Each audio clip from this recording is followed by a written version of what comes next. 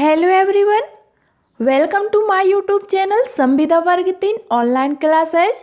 तो गाइज, आज की इस क्लास में हम वर्ग 3 के लिए हिंदी पेडागोजी के मोस्ट आईएमपी क्वेश्चन स्टडी करने वाले हैं, जो कि एग्जाम की दृष्टि से बहुत ही महत्वपूर्ण क्वेश्चन है। तो गाइज, वीडियो को लास्ट तक जरूर देखें, स्किप बिल्कुल भी ना करें। तो चलिए स्टार्ट करते हैं हम अपनी आज की क्लास और चलते हैं क्वेश्चन नंबर 1 की तरफ। भाषा शिक्षण के संदर्भ में बाल साहित्य का उद्देश्य है। 4 ऑप्शन दिए गए हैं। बच्चों को भाषा के नियमों की जानकारी देना, बच्चों को जीवन कौशल सिखाना, बच्चों को उत्साही पाठक बनने के लिए प्रोत्साहित करना, या फिर बच्चों को साहित्यिक विधाओं से परिचित करवाना। तो गाइस, भाषा शिक्षण के संदर्भ में बाल साहित्य का उद्देश्य है कि बच्चों को उत्साही पाठक बनने के लिए प्रोत्साहित करना। शेष बाल साहित्य के उद्देश्य के संदर्भ में कम महत्व के तर्क हैं। ये जो है ये मुख्य उद्देश्य है। तो यहाँ पर हमारा राइट आंसर ऑप्शन नंबर 3 के साथ चला जाएगा। क्लियर? चलिए प्रश्न क्रमांक 2 पर आते हैं।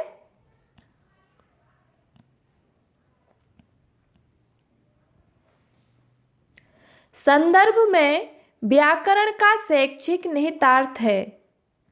संदर्भ में व्याकरण का ऑप्शन है व्याकरण पाठ के संदर्भ में सिखाया जाता है।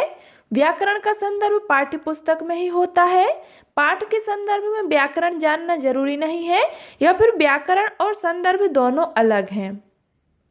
तो गाइस, यहाँ पर हमारा राइट आंसर हो जाएगा ऑप्शन नंबर 1। क्या है? संदर्भ में व्याकरण का शैक्षिक निहितार्थ है कि व्याकरण पाठ के संदर्भ में सिखाया जाता है। गाइस, पाठ विशेष में निहित व्याकरणिक तथ्यों का उल्लेख संदर्भ में व्याकरण कहलाता है। जैसे कि पाठ के दौरान शब्दों का अर्थ स्पष्ट करने के लिए उनका संधि विच्छेद करना, समास विग्रह करना, उपसर्ग प्रत्यय आदि बताना। तो यहाँ पर हमारा राइट आंसर ऑप्शन नंबर 1 के साथ चला जाएगा। चलिए प्रश्न क्रमांक 3 पर आते हैं।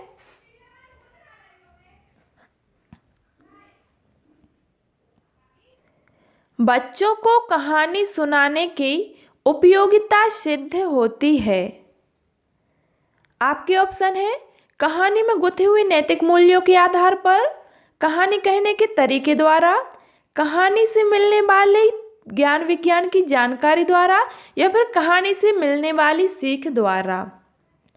देखिए, बच्चों को कहानी सुनाने की उपयोगिता कहानी से मिलने वाली सीख द्वारा सिद्ध होती है, जो कि हमारे लिए ऑप्शन नंबर 4 में दिया गया है। क्या है? कहानी से मिलने वाली सीख द्वारा। गाइस, कहानियों द्वारा ही बच्चों में नैतिक मूल्यों का विकास होता है। यह बात भी आपको याद रखनी है। तो यहाँ पर हमारा राइट आंसर ऑप्शन नंबर 4 के साथ जाएगा।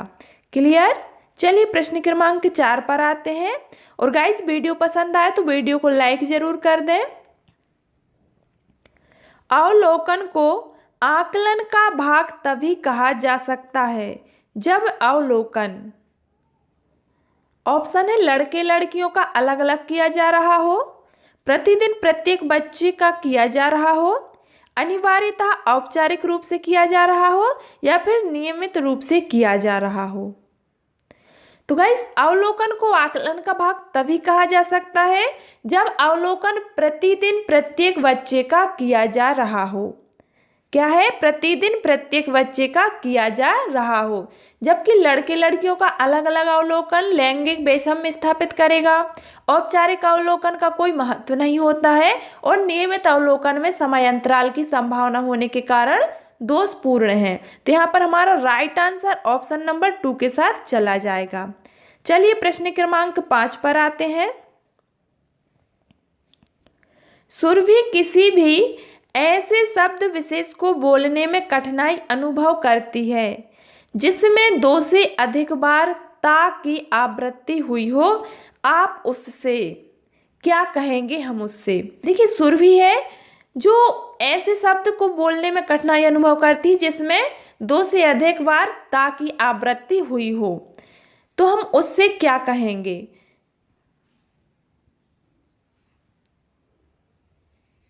तो गाइस, यहाँ पर हमारा राइट आंसर ऑप्शन नंबर 4 के साथ जाएगा। क्या है, उच्चारण संबंधी दोष के निवारण हेतु तेज ध्वनि के साथ अधिकतम अभ्यास आवश्यक होता है। अतः सुरभि से ऐसे शब्द विशेष जिसमें ताकि आवृत्ति 2 से अधिक बार हुई हो को बार बार उच्चारण करवाएंगे। तो क्या है, ता वाले शब्दों का हम बार बार उच्चारण करवाएंगे। तो यहाँ पर हमारा राइट आंसर ऑप्शन नंबर 4 के साथ चला जाएगा। चलिए प्रश्न क्रमांक 6 पर आते हैं। यदि तुम्हें डलिया भरकर आम दे दिए जाएं तो तुम क्या करोगी? इस प्रश्न का उद्देश्य है, ऑप्शन है बच्चों की मौखिक परीक्षा लेना, बच्चों के अनुभव और चिंतन को स्थान देना, बच्चों को गणित की ओर प्रवृत्त करना, या फिर बच्चों को नए शब्दों से परिचित कराना। तो यदि तुम्हें डलिया भरकर आम दिए जाएं तो तुम क्या करोगी? इस तरह के प्रश्न का उद्देश्य बच्चों के अनुभव और चिंतन को स्थान देना है। याद रखना आपको, बच्चों के अनुभव और चिंतन को स्थान देना। यहाँ पर ऑप्शन 2 हमारा राइट आंसर हो जाएगा। गाइस, शेष जो ऑप्शन दिए गए हैं ये असंगत उद्देश्य हैं, तो यहाँ पर हमारा राइट आंसर ऑप्शन नंबर 2 के साथ जाएगा। चलिए प्रश्न क्रमांक 7 पर आते हैं। गाइस, वीडियो को लाइक जरूर कर दें। अकादमिक सत्र शुरू होने के 2 माह बाद तक भी कक्षा 4 के विद्यार्थियों को भाषा की पाठ्य पुस्तकें उपलब्ध नहीं करवाई जा सकी हैं। ऐसी स्थिति में शिक्षक क्या करेंगे? तो गाइस, अकादमिक सत्र शुरू होने के 2 माह बाद तक भी यदि कक्षा 4 के विद्यार्थियों को भाषा की पाठ्य पुस्तकें उपलब्ध नहीं करवाई जा सकी तो ऐसी स्थिति में शिक्षक श्रवण एवं वाचन कौशल का अभ्यास करवाते हैं। क्या है? शिक्षक श्रवण एवं वाचन कौशल का अभ्यास करवाते रहें। तो यहाँ पर हमारा राइट आंसर ऑप्शन नंबर 3 के साथ जाएगा। चलिए प्रश्न क्रमांक 8 पर आते हैं। भाषा शून्य में विकसित नहीं होती। इसका शैक्षिक निहितार्थ है कि भाषा सीखने के लिए खाली स्थान अनिवार्य है। मोस्ट IMP क्वेश्चन है गाइस। देखिए, भाषा शून्य में विकसित नहीं होती, तो इसका शैक्षिक निहितार्थ है कि भाषा सीखने के लिए सामाजिक अंतःक्रिया अनिवार्य है, जो कि हमारे लिए ऑप्शन नंबर 1 में दिया गया है। गाइस, भाषा विचार विनिमय का माध्यम है जिसमें 2 व्यक्तियों के विचारों का आदान प्रदान होता है। अतः भाषाई कौशल के विकास के लिए सामाजिक अंतःक्रिया अनिवार्य है। तो यहाँ पर हमारा राइट आंसर ऑप्शन नंबर 1 के साथ जाएगा। चलिए प्रश्न क्रमांक 9 पर आ जाते हैं। प्राथमिक स्तर पर भाषा शिक्षण का उद्देश्य है बच्चों को, ऑप्शन है अक्षरों की बनावट के प्रति सचेत करना, व्याकरणिक नियमों को कंठस्थ करवाना, सहज अभिव्यक्ति का अवसर देना, या फिर मातृभाषा की लिपि की पहचान करवाना। तो गाइस, यहाँ पर हमारा राइट आंसर हो जाएगा ऑप्शन नंबर 1।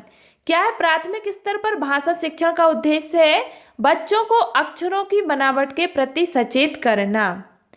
गाइस, सहज अभिव्यक्ति का अवसर देना माध्यमिक स्तर या उच्च शिक्षा का उद्देश्य है। और प्राथमिक स्तर पर भाषा शिक्षण का उद्देश्य केवल मातृभाषा की लिपि का पहचान करवाना भी नहीं। यदि ऐसा होता है तो हिंदी भाषी क्षेत्रों में देवनागरी लिपि के वर्णों की पहचान के साथ गणित के अंकों एवं रोमन वर्णों की पहचान न करवाई जाती है। तो यहाँ पर हमारा राइट आंसर ऑप्शन नंबर 1 के साथ चला जाएगा। चलिए प्रश्न क्रमांक 10 पर आते हैं। भाषाई कौशलों के संबंध में कौन सा कथन सही है? देखिए, भाषाई कौशलों के संबंध में पूछा गया है। ऑप्शन है सभी भाषाई कौशल स्वयं ही विकसित होते हैं, सभी भाषाई कौशल अंतः संबंधित हैं, सभी भाषाई कौशल पाठ्यपुस्तक से ही विकसित होते हैं, या फिर कोई भी भाषाई कौशल अंतः संबंधित नहीं है। तो गाइस, यहाँ पर हमारा राइट आंसर हो जाएगा ऑप्शन नंबर 2। क्या है? सभी भाषाई कौशल अंतः संबंधित हैं। गाइस, भाषाई कौशलों के संबंध में यह कथन सही है क्योंकि भाषाई कौशल अर्थात बोलना, सुनना, लिखना, पढ़ना सभी अंतः संबंधित हैं। तो यहाँ पर हमारा राइट आंसर ऑप्शन नंबर 2 के साथ जाएगा। चलिए प्रश्न क्रमांक 11 पर आते हैं। पढ़कर समझना कुशलता का विकास करने में सबसे कम महत्वपूर्ण है। ऑप्शन है कहानी पर आधारित व्याकरण समझाना, कहानी का अंत बदलवा देना, कहानी को अपनी भाषा में कहलवाना, या फिर कहानी पर आधारित प्रश्न बनवाना। तो यहाँ पर हमारा राइट आंसर हो जाएगा ऑप्शन नंबर 1, कहानी पर आधारित व्याकरण समझाना। गाइस, पढ़कर समझना कुशलता का विकास करने में यह सबसे कम महत्वपूर्ण कहानी पर आधारित व्याकरण समझाना है। देखिए, छात्र कहानी को बिना पूर्णतः समझे ना तो उसका अंत बदल सकता है, ना तो उसे अपनी भाषा में व्यक्त कर सकता है, और ना ही उस पर आधारित प्रश्न ही बना सकता है। इन सब का उपयोग पढ़कर समझना कौशल का विकास करने में सहायक है। तो यहाँ पर हमारा राइट आंसर ऑप्शन नंबर 1 के साथ चला जाएगा। चलिए प्रश्न क्रमांक 12 पर आते हैं।